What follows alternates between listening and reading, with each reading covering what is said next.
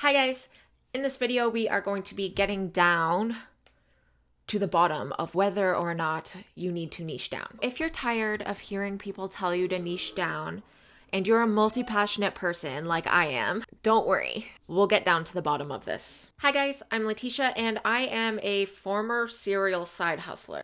That was a mouthful. And I'm currently on my journey of building a personal brand so that I can break up with my 9-to-5 and stay home with my daughter. On my channel, I share what I've learned throughout the years of building a bajillion side hustles. So if you're also looking for ways to build a profit, on my channel, I share what I've learned over the years of building a bajillion side hustles so that you can work towards leaving your job and becoming a profitable solopreneur. Everyone tells you to niche down, but you're multi-passionate, so you kind of feel like you're being put in a box.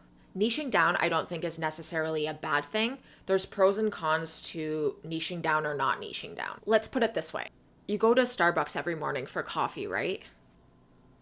You don't go to Starbucks and then find out that they actually don't sell coffee anymore. They're now selling tacos. You know that you can go to Starbucks for coffee. You go there for a specific reason.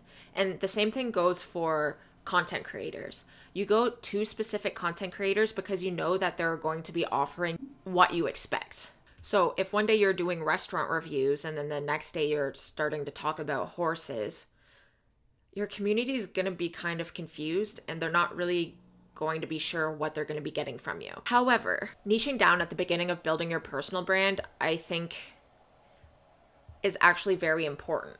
Let's talk about the pros of not niching down. Not feeling like you're being locked into a box. You might get different sponsorship opportunities that might not have come to you if you were too niched down. You can experiment with different topics to see which ones perform best and which type of content that you like creating the most. The nice thing about niching down is that this isn't something that needs to be done forever.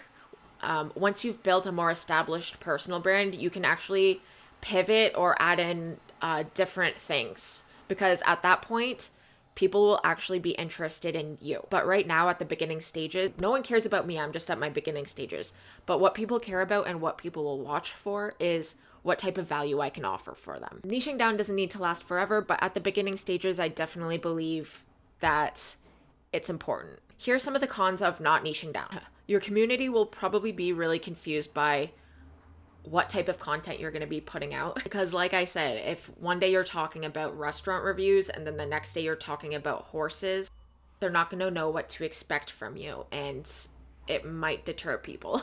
You're most likely not going to be able to grow your community as fast because people don't really know what kind of content you're going to be putting out. We go to Starbucks because we know that they have coffee. We don't go to Starbucks and then find out that they don't sell coffee anymore and now they sell tacos. You know what I mean? Like, we know what to expect from those brands. So these are my overall thoughts on niching down. Do you need to niche down? No.